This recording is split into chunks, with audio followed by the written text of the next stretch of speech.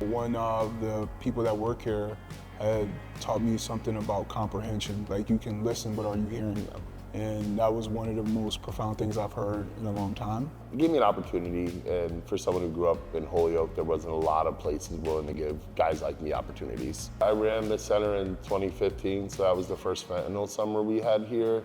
It taught me a lot about delegating. It also taught me a lot about trusting folks, and that the way to learn if you can trust someone is to trust them and see what they do with that. As an individual in recovery, my own personal recovery has been very much connected to the Recovery Center, and I'm able to bring that back in a very open and general way as far as what's worked for me to get to this place where I can show up, be of service, and, have a functioning adult life.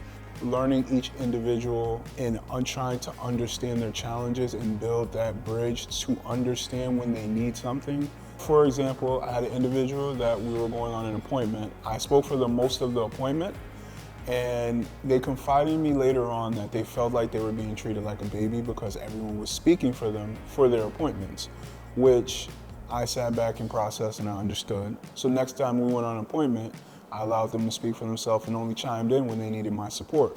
And from there, they've been good. And as adults, they should have that right to speak for themselves, and that's one thing I learned being here. I came here really young. I was living in Lyman Terrace, so right across the street.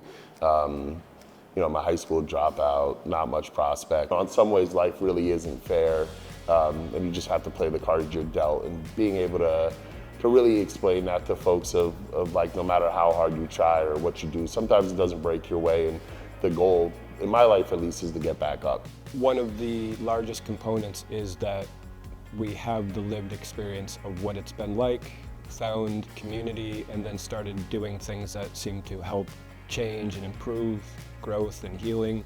How to meet that and apply all these things that I've learned through lived experience, through trainings, through connecting in the community and hearing on other people's approaches to things in that moment.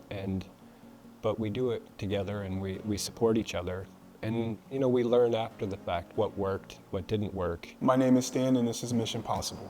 My name is Earl, and this is Mission Possible. I'm Dan, and this is Mission Possible.